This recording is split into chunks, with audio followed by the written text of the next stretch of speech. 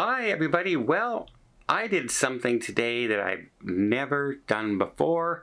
Tony and I went out on a ship today. Yeah, I know. I've been on ships before. I know. However, today we went out lobster fishing. And I've been crab. I've done the crab thing, but I've never actually got to do anything as far as the crabs were. I could hold a crab in my hand, but I never actually got to do any of the work that you would do when you're hauling crabs on. And I was hoping we could do that today, and luckily, that's exactly what happened.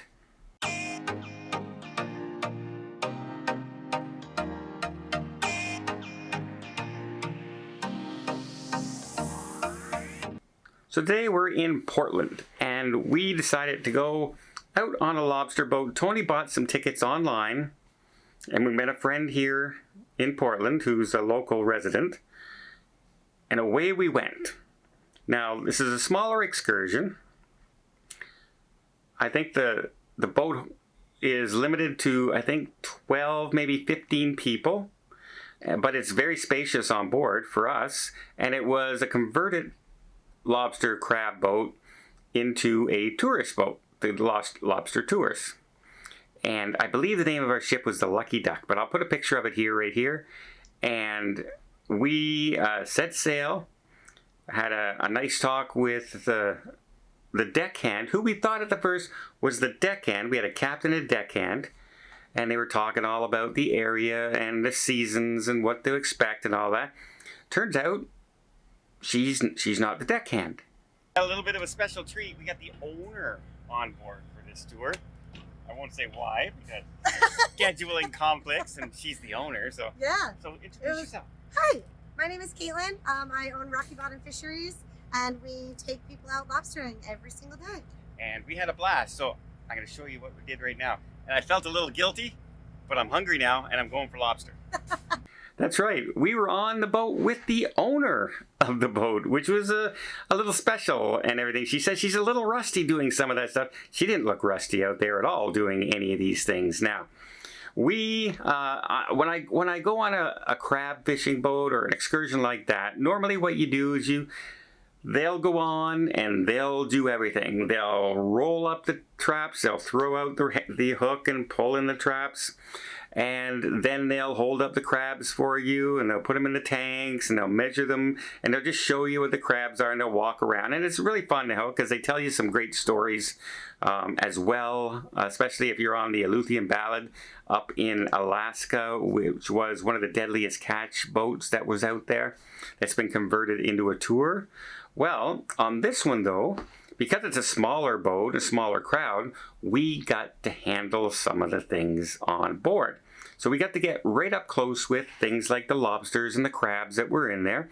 We found out there were 3 different crabs in there. I'm pretty sure one was a rock crab, and then there was a green crab. And I'll tell you the story about the green crab in a minute. There's a reason the green crab is so special in my memory.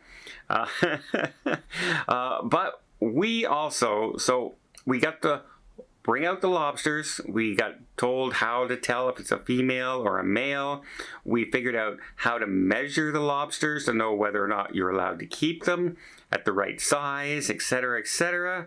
Also, if they would have come up and you lift up the tail and there were any eggs in there. Now, if there's no eggs, you obviously see no eggs. But if there are eggs, there are thousands of eggs on a lobster. If you've ever seen a picture of a lobster with eggs, it's just covered in eggs.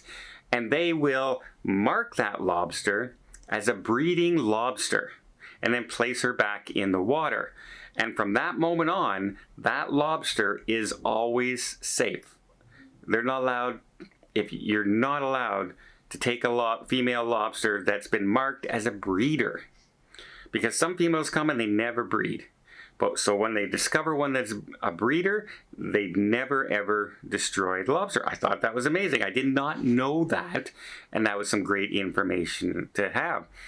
So yeah, we got to see all that. We got to pick up the lobsters from the traps, untangle them in the traps, And we also put the claw straps on them. We measured them. We checked what they were. And then we put them in the tanks. And unfortunately for the lobsters on this tour, every single one we caught was a good size except one that was undersized, and we were able to put that one back. Now, let's talk about some of the crabs that were on board. There are rock crabs on board, which are very, very docile crabs. They just kind of curl up, and you can just hand them and toss them back like this and pass them back and forth, and they're quite heavy and firm, but they don't try and grab you at all. They don't try and claw you, and they are allowed to harvest those crabs.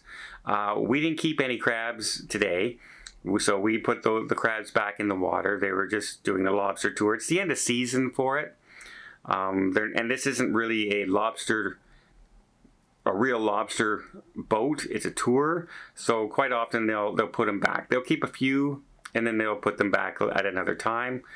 So we didn't keep any of the crabs. Now, there was a couple things that happened on the boat that were a little sad and funny at the same time. Now, we caught this little crab, little tiny crab, and I knew that it was undersized because it was a little tiny guy. And I said, oh, so I'm going to take a picture of this and a video of this, of me taking the crab and freeing it back into the ocean and all this. And yeah, this crab's called a green crab. And unfortunately for the green crabs in this area, they're an invasive species which take over the whole area. And the conservation authorities have told all the lobster and crab fishermen in the area that when they catch them, to destroy them immediately. They're trying to wipe out the population because they are not native to this area. And they're making it hard for the native crabs and lobsters in the area to survive because they just take over everything and eat all the food in the area, etc. And they don't belong here either.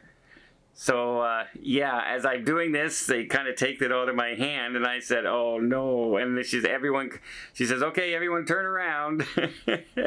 Most of us turned around. What they do is they just take it over to a steel pole and go, and then throw it in the water. Yeah, I felt so bad because I thought my whole thing was, I'm going to free the crab. And it's a little one, and a tiny guy, a little cute guy, and yeah, it didn't end so well for him. And then we're out there, and she's showing me some of the other types of crabs that are out there, and she brings up this little crab here like this and says, yeah, well, this is too tiny for us to keep and everything, so we're going to set it free, and it's going to live a long, healthy life. And she throws it into the water, and it smacks on top of the water. As soon as it hits the water, a seagull comes off our boat, snaps it up, and flies away with it. And her face was just like the timing couldn't have been worse. But it's nature, right? Nature takes its course. So, yeah, like we eat meat, we eat food, we harvest our own food. Nature, lions kill for their food. We don't want to wipe out all the lions. Sharks eat other fish. We don't want to wipe out sharks. Seagulls eat crab. Other crabs eat crab. And it's just part of life. It's part of nature. I didn't want to be the one to kill the items that I'm about to look at. And I just touched and I handled and I, looked at and had a rapport with. I looked at eye to eye and said, okay, I'll let you go. And it ends up not letting go. So, but I tell you, we had a lot of fun. That's something I've never done, and being able to handle like the lobsters from the trap and put the bands on the claws and things like that. We were able to push the traps back into the water, but we weren't able to pull them up because people have in the past tended to try and pull up on it and actually fallen in because they leaned over too far, or when they go to put the rope that's holding the trap down there up onto the buoy thing that pulls up the trap, they would catch their fingers in it or their arms in it, and it's just a danger. So she did all those things, but everything else we were allowed to try and grab, and yeah, all in all, we had a really good time. I'm glad we went with a smaller tour because it was much more personable. There was only 7 of us on the boat. We all were talking, interacting. We had a gentleman from Australia. We had an elderly couple. We had a young couple that was just married. The 3 of us. It was really, really nice. We had a good time, and I highly recommend heading out in a lobster boat, a lobster tour, if you are anywhere in Portland on a cruise. If not this year, there's always next year. Tony, you hungry yet? This could be lunch. This could be lunch. So their claws really are for double decker. These poor guys were just And big all enough those to little- not be put They back. made it by this much. That close to being free, but instead they're going to be lunch.